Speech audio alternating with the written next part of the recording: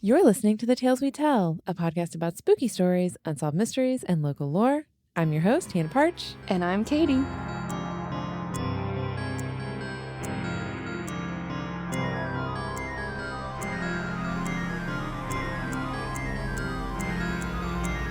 Welcome back. Take two. We're here.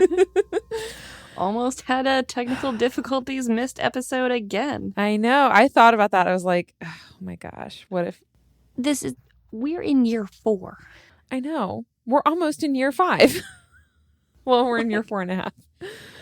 And so what happened, everyone? This is the first time I think that we might have had one other instance where we had to skip a week for reasons. Yeah, that's true. Well, should we tell everyone what that reason was that we had to skip? Do you want to, or should I? I can say it. I think you've earned the right to say it. Okay. Well, I was deathly ill last week because I'm pregnant with a little demon child. Mm-hmm. Just kidding. She's got wonderful. Her own uterine parasite. Yep. And we decided on Squatch. Mm-hmm. Baby Squatch Mm-hmm. is who I've got, although she does have a name that you will find out in March. When she born. When she is out of my body. The fact that you get to know that it's a girl is a privilege enough. Oh my gosh, I know. And okay, what happened 3 days ago is that Katy came over to record. We had a grand time. We had a wonderful time. I had, in my opinion, such a great episode. I thought it was a good episode. It was great. We announced the pregnancy. We talked a bunch of stuff. Mm-hmm. Had a lot of fun. We took a bathroom break. And then 2.5 hours later, we finished. And I went to end the recording and it said, disc full. Sorry, we stopped recording after 14 minutes.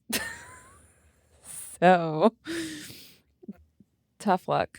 Yeah. So, we are back on a Sunday night, and we are not going to redo that episode yet because I'm too tired to do it, and also... It's also too fresh. Yeah. So, I need you to forget most of it. Yes, and I will. I will. Yes. But it's weird how my brain works and what I remember and don't remember. Yeah. I can remember really specific, random, obscure things from years ago. But you can be like, there's this whole episode that we did, only 2 months ago. Yeah. And I'm like, I've never heard heard that at all. Yeah. No idea what you're talking about. Yeah. And then it turns out the problem with why it didn't record is because, our computer is apparently from 2011, which I did not realize it was that old. And so when Tony came over to look at it today, because Jarek did some dry runs with it and it was still doing the same thing. So Tony came and looked at it and they both called me and he's like, I have good news and bad news. The good news is you have plenty of disk space on your computer. The bad news is your computer's from 2011 and is barely keeping up. So he very kindly lent us his laptop and we're recording on that, and I can't hear Katy except through the regular air. The normal ways. The conventional ways of hearing things. Yeah, so I'm just trusting everything is going fine. I can hear Hannah and myself, and myself still sounds weird, as it usually does. What are you drinking, by the way? Just a White Claw. Actually, I had a really good weekend. Yesterday was great with Critter. Today was less so, because he was tired. He did not nap well yesterday, despite... We did an open gym thing at the gymnastics thing for, it was like a preschool, bunch of just kids running around climbing on... foam things, and he had a ball. And then did not nap well. And then went and played with Carver. And then went to bed kind of late.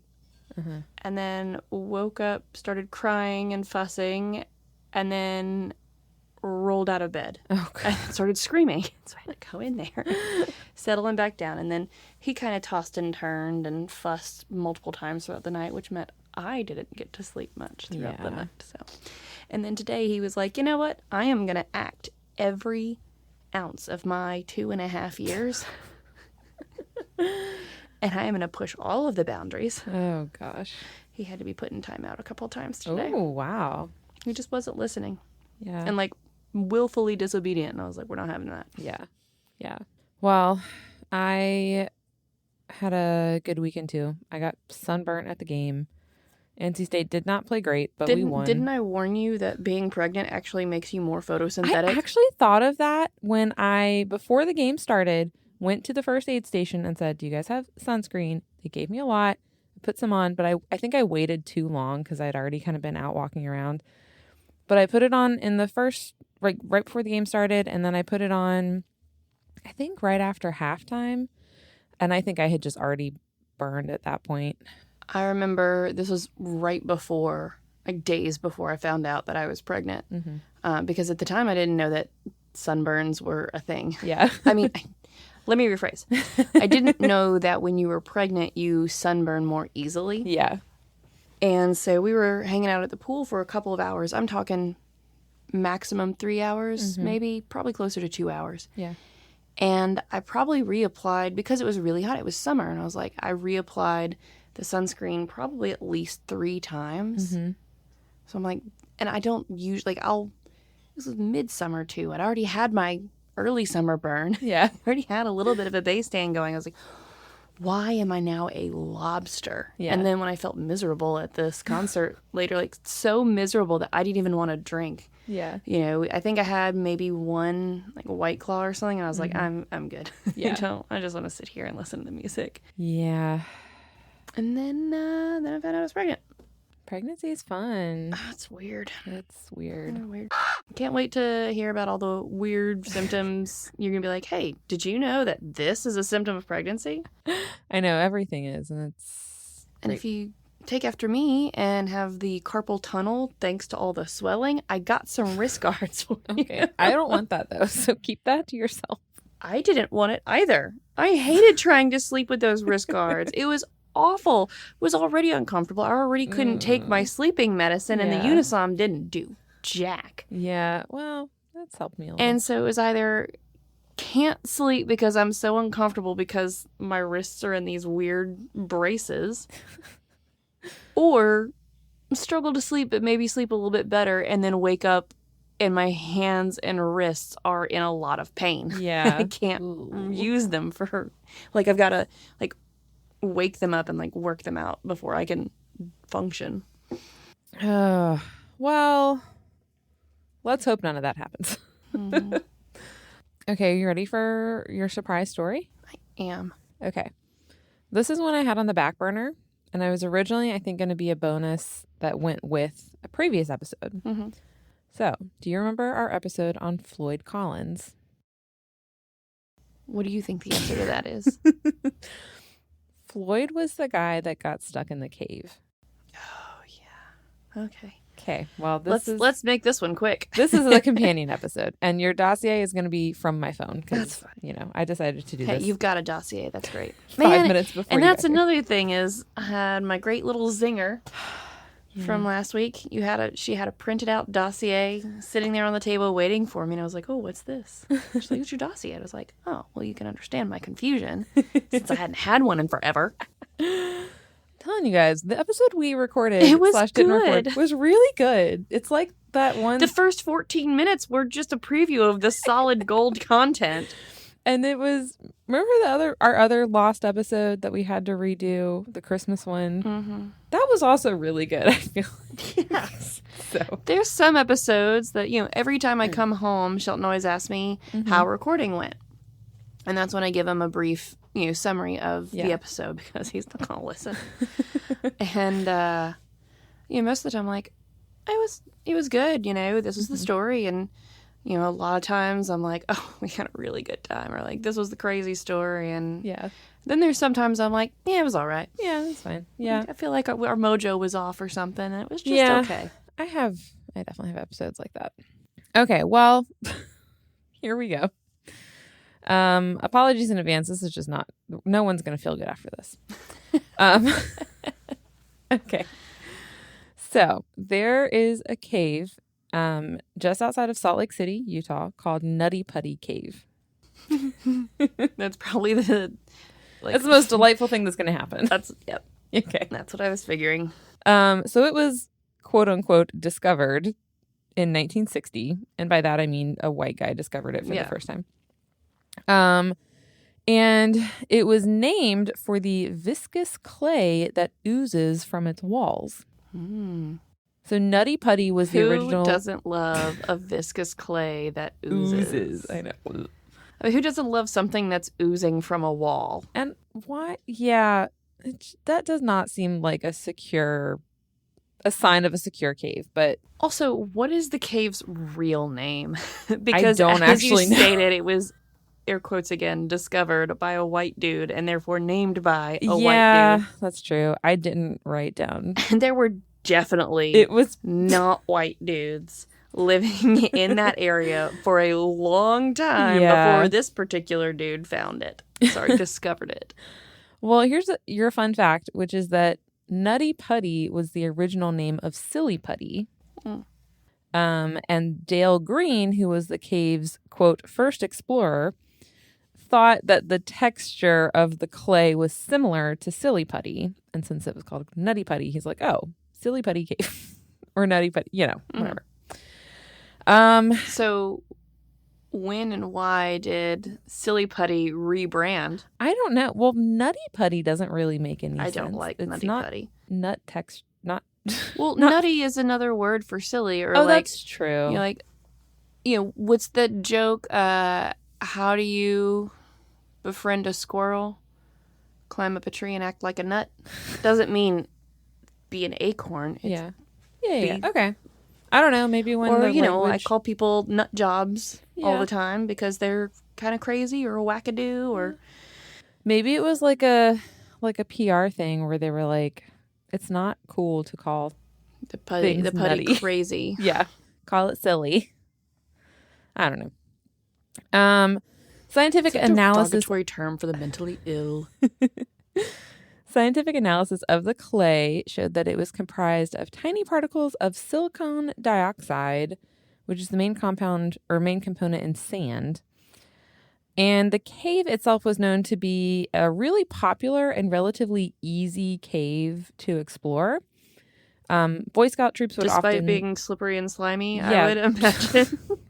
I mean, if it's oozing from the wall, it's like at least oozing into the walkways, right? Yeah, that's what I'm saying. Like, I don't like this. I also just don't. The term oozing is really making it seem like it is a thinner viscosity. Well, that's why I keep using the term ooze, because it does have like an uncomfortable connotation, and I'm hoping that everyone's just going like every time we say it.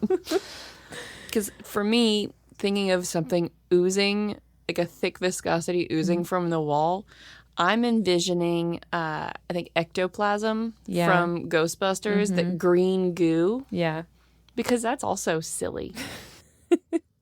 Well, this is quickly going to be this is not a silly story, so it's not a nutty story either. Why do you think I'm trying to be silly about it? Because, I mean, the other cave episode was not silly. It's not good. And I don't imagine this one's going to be much better.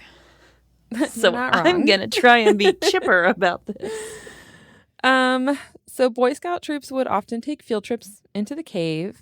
It attracted thousands of tourists a year. And a guy named Richard Downey, who is a historian and a former Boy Scout troop leader, said, quote, "It was a crawly little cave. There were also some larger passages. It was believed to be really easy, and that's why all your Boy Scouts and locals went in with flashlights and sandals and things. You had to work hard to get in trouble." Which is, those caves exist. I've been in those caves. That's like a Some of them are like wildly popular tourist destinations. I've been to some more kind of like off the map ones. Because I do still enjoy caving and spelunking. Like, I hope to go. Shocking, considering.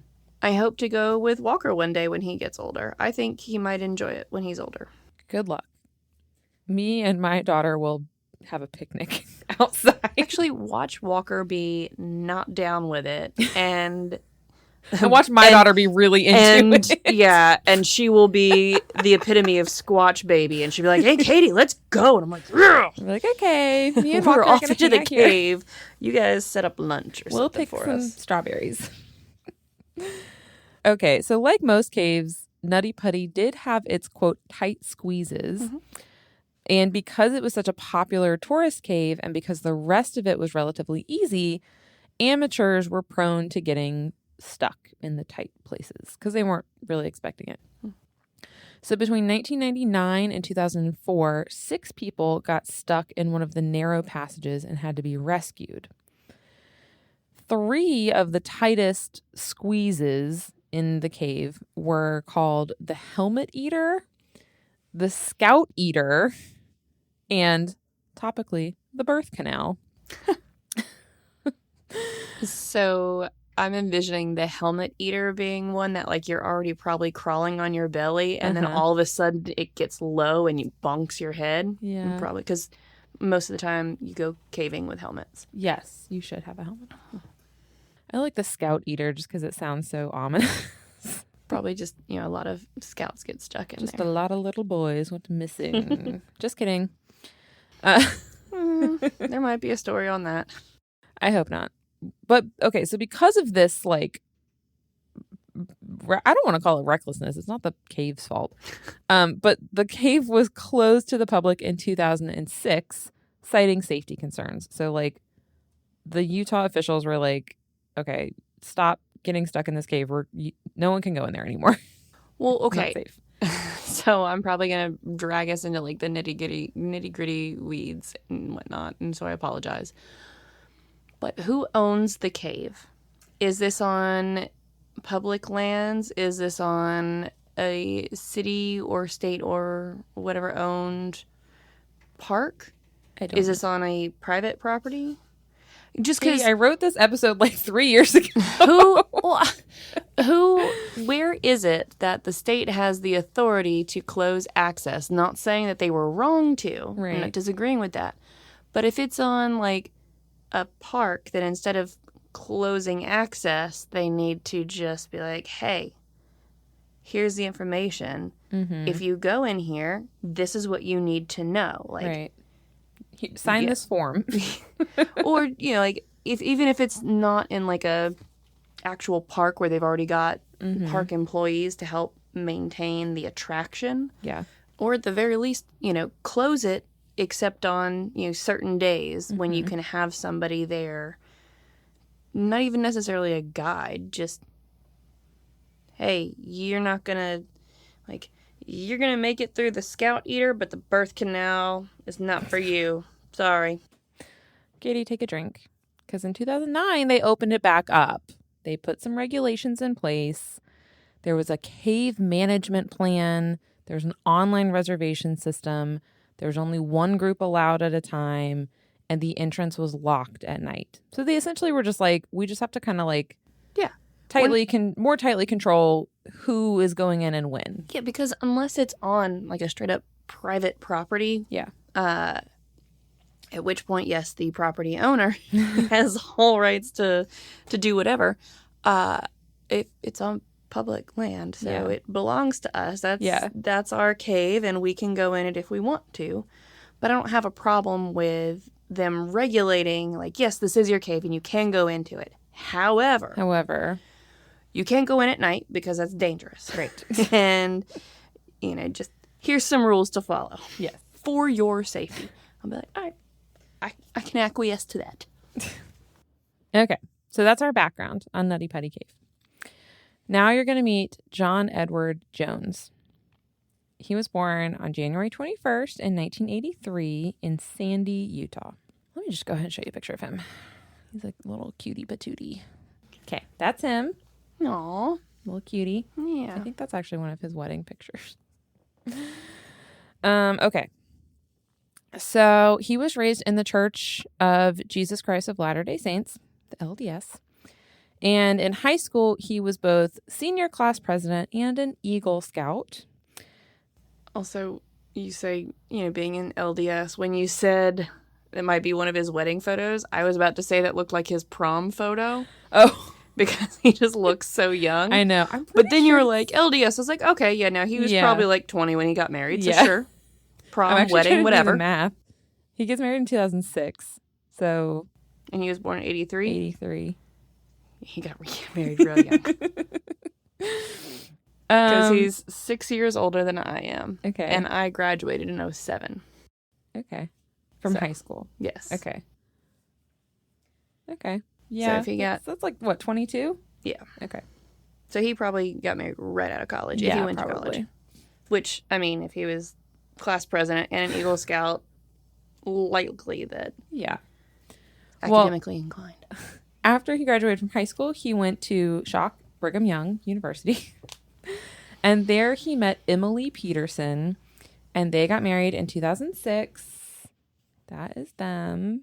Very cute, very adorable. Definitely look like a high school couple. I know. And they had... I'm not going to let that go. I know, they're very young. They had a baby girl named Elizabeth.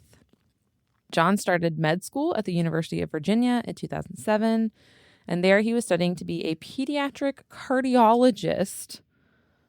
Thank God there are people out there who want to help like children with serious problems, because I could never.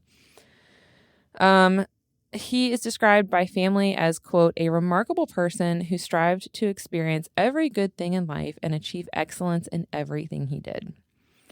So just like overall, a good old boy. Yeah, he's the guy that no one can say a negative thing about. Yes, like he's going to school to be a pediatric cardiologist. He's adorable. He married his college sweetheart. They have a sweet little girl. In 2009, John and Emily returned to Utah, presumably from Virginia, to visit family for Thanksgiving. And while they were there, they decided to visit Nutty Putty Cave. John's family had gone caving several times when John was younger, and he really liked exploring caves. He was described as an experienced spelunker, despite not having been for several years at this point. I mean, yeah. And like, you said he was an Eagle Scout. He was probably... Yeah. Has probably done that cave before. Yeah. And again, it's known kind of as an easy cave. It's no one at this point is worried about someone who hasn't been caving in a couple years getting back into it. This is probably the ideal place to go. So November 24th, John and his brother Josh, don't get them confused because I did, and 9 other family members and friends entered the cave. So presumably they got their reservations. There was no other groups in there. It was just them. And after about an hour, John decided that he wanted to try and find one of the tight squeezes, the birth canal. Because he's like, I've done the easy stuff. Let's go find something fun. So he and Josh broke off from the larger group and they just kind of went exploring some more difficult areas. John found a passage that he thought was the birth canal and he started going down it head first. Apparently, one of the rules of spelunking is to not go through a narrow/downhill passage head first, which makes sense, especially if you're not familiar with it. Now, I guess it's one thing because there's been some caves that I've been in that they have these slides, but again, these are well-traversed caves. Yeah.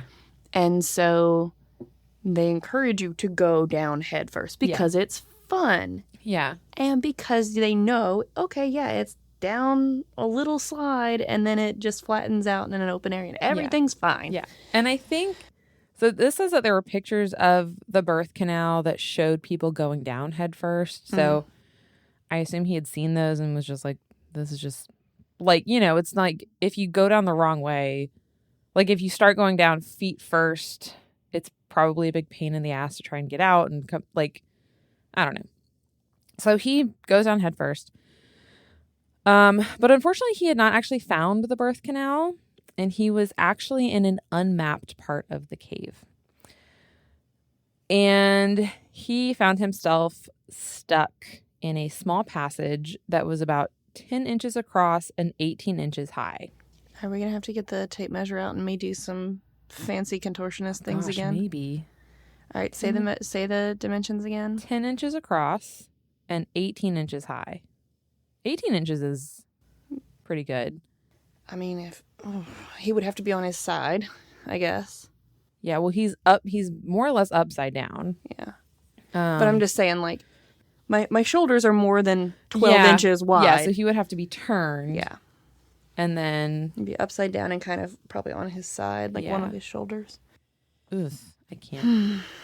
And he doesn't look like a big dude. He's not like a small dude, but he's not a big dude for sure. I was lean, swimmer's build, right? Yeah, or like a football kicker. I think he's leaner than that. So John is in a 10 by 18 space. And Josh, I guess, wasn't with him when he went down, but he was able to find him, and he tried to pull him out. And in the process, John slid further down and got stuck worse. So his arms were pinned against his chest. So that's my fear. Yeah. And he's also at a 70-degree angle. Ooh. So almost completely upside down. Blood flow is going in the wrong direction. Yes. So Josh realized he needed more help, so he runs back up to the surface. They call emergency rescue teams. It took them an hour to get to John. He was 400 feet into the cave and 100 feet underground. And the first rescuer to get to him was Susie Matola at 12:30 in the morning. So now I'm like, oh my gosh, everyone's tired too. John has now been stuck for 3.5 hours. Oh gosh. So Susie introduces herself to him, and he replied, quote, "Hi, Susie. Thanks for coming, but I really, really want to get out." Like, he's just like so polite. So eventually, what's his face? I know. I'm like, y'all, especially right at the end, though, too. I know.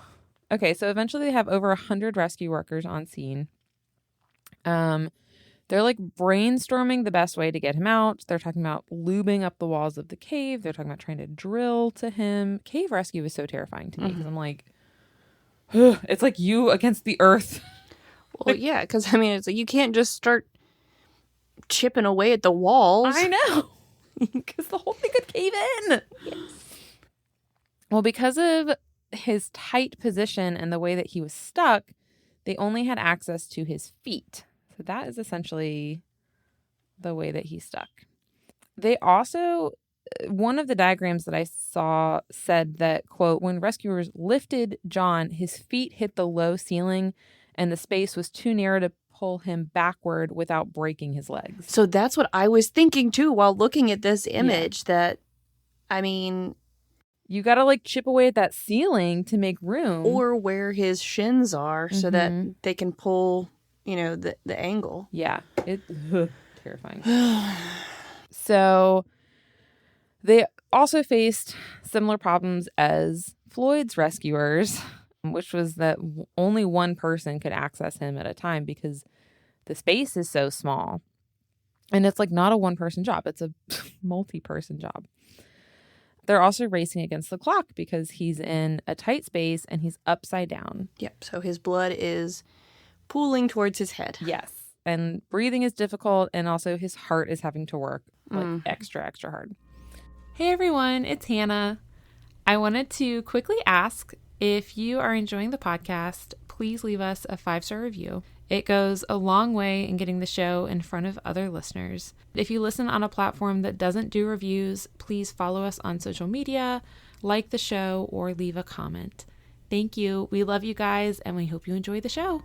The difference between him and Floyd is at least Floyd could be given water and food. Oh, coffee. Okay, sure. Just like coffee and... But still. Salted meat or something. Ham biscuits. Yeah. But yeah, so Floyd was at least upright. So the rescuers finally decide that a pulley and rope system is going to be their best bet. So they put in a series of anchors throughout the passageway. They attach rope to John's feet. At some point, they brought in a 2-way radio to let John speak to Emily, who was waiting at the mouth of the cave. And with the ropes, they managed to slowly pull him about 12 feet. They had to pause several times because it was obviously like pretty painful. And when they got him close enough, they were able to administer an IV to get him some Fluids. Because, I mean, how many hours later is this now? I know. Because it was already 3.5 by the time rescuers got there. Yes. I don't even know like how he's still conscious. But the rescuer who was closest to him at that point noted that even though John was clearly in pain, he had a smile on his face. Because he thought he was getting out. I know. And like he's gotten to talk to his wife and like things are moving along.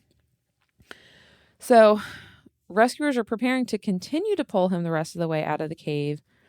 But when they did, one of the anchors failed because of the infamous putty-like cave clay. And it broke. It hit one of the rescuers in the face and caused severe injuries. And it dropped John right back to where he had started. I know. I mean, if he was 12 feet, I know. He should have had use of his arms again. Or maybe... I don't know. I think because of the way his arms were pinned, maybe. He may have lost feeling and use of them for temporarily. So now they have like another injured person. So when a new rescuer went down to like check, they found that John's breathing was shallow. He was no longer responding to verbal cues. And when the rescuer tried to get, I guess the guy who was down there to retie the rope after setting up a new anchor, that rescuer got stuck. So he got himself free, immediately called to have medical professionals come down. They're like, you have to check on him. Like something's not right. A medic got to John. This is shortly before midnight, which means it would have been another 24 hours. Because they first got to him right after midnight on the first day. So they got to him shortly before midnight. They found him unresponsive and they pronounced him dead. The cause of his death was ruled a cardiac arrest. He was 26 years old and he had spent a total of 27 hours in the crevice.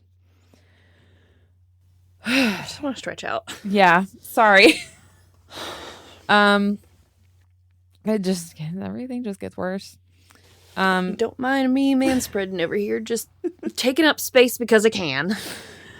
The following day, authorities announced that it would be too dangerous to try and remove his body from the cave, and his family agreed to allow Nutty Putty to remain as his final resting place.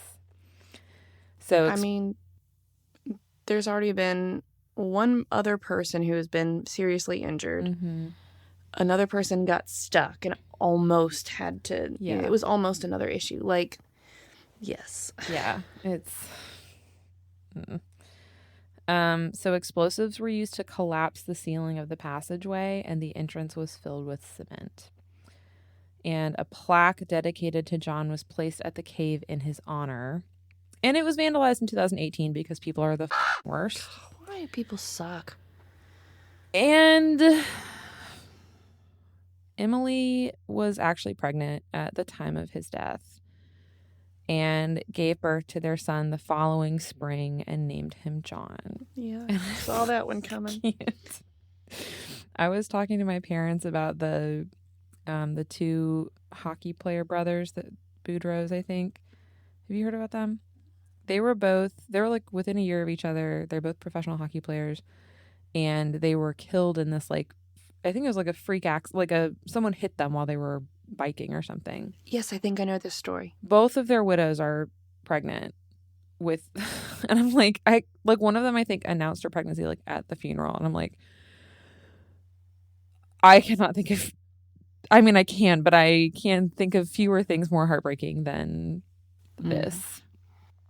By the way, is it normal to just like think of all the horrible things that can happen to your child? Oh, it's daily and it's constant, and it is like, how do you protect them from everything? You can't. You don't, and that is the worst thing. and also all of the other horrible things. Like tonight, we were waiting for Sheldon to get home, and I was like, hey, Walker, because he had texted me that he was finally on the way. So I was like, Walker, it'll just be a few minutes. Let's go outside and we can wait for Dad's truck, and it'll be, we can run around and play, and we'll be like, oh, I see a car. Is that Daddy's truck? No, not Daddy. And, just whatever. And then be very excited when he gets home. Yeah. And, of course, he immediately wants to run into the driveway. And I'm like, first place my brain goes is he's in the driveway. Shelton turns into the driveway real fast and hits him. Yeah. Nope. No, so I'm like, we're getting out of the driveway. We're going to go on the sidewalk right now. I'm just going to have to bring this up to my therapist next week. It's awful. Like, I don't know if it's this bad for everyone or just people who have anxiety. But I have a feeling it's this bad for everyone. Fully grown to a... all of the things that could go wrong during pregnancy. Do you have any idea how terrified I was when I was out doing sampling that, something would happen, like I might hit a deer and it would damage my vehicle enough and swerve and send me off into some ditch, and it'd be in an area that I didn't have cell service, and I could be injured and or even not that injured, but it would be enough of a problem to potentially lose the baby. Like I was terrified for the entire 9 months I was pregnant. Okay. All the things that could go wrong. And ever since he was born, I've been terrified of all the things that could go wrong still. Oh my gosh. He's got the sniffles now, and I'm like, it's just the sniffles. What if it's yellow fever? It's just the sniffles. He's fine. He's fine. And he's like been messing with the back of his neck. I'm like, it's just an itch. Or maybe he does have a little bit of a headache because of the congestion. He definitely doesn't have like meningitis or something. Yeah. Horrible. Jeez. Oh my gosh. All right, new topic. That's fine. I'm on my Wellbutrin. It's fine. Okay. Emily has since remarried. And she has had another child. So she's got Elizabeth, John, and then her child with her second husband. And also a movie was made about the incident in 2016 called The Last Descent, and I will not be watching that because that also sounds terrible. But that is the story of John Edward Jones and the Nutty Putty Cave.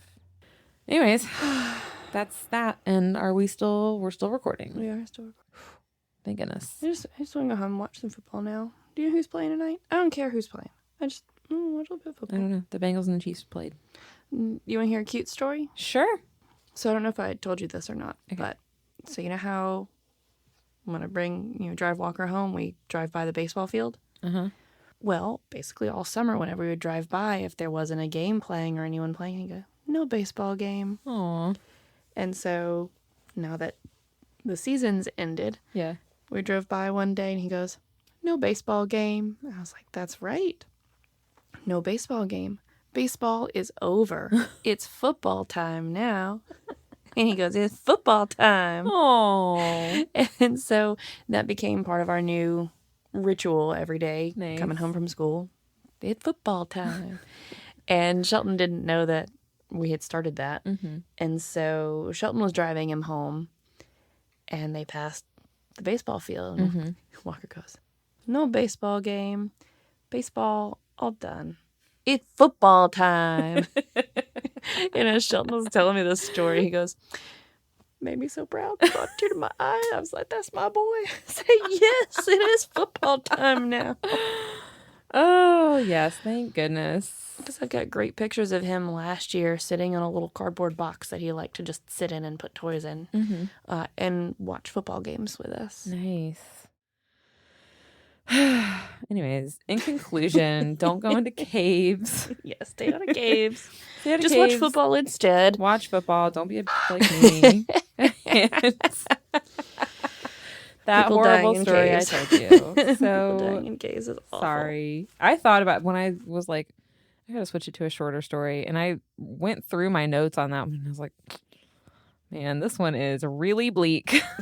Good. I don't know. Go home and hug your dogs. Hug your puppy. All right. Well, if you want to see photos of this adorable young couple and young man from either his wedding or his prom. Can't really tell the difference. Sorry, I shouldn't be making fun of him. It's lighthearted. I know. I feel like if he was my friend, he would find it funny. Yeah. Or I'm just a terrible person like you. I don't know. If you want to see pictures, check out our Facebook and Instagram at The Tales We Tell Podcast. If you want to see pictures but don't do the social media, check out our website, thetaleswetellpodcast.com. If you want to support us and get yourself some sweet, sweet swag, go to our Redbubble store. We've got several different logos, and you can put that on anything.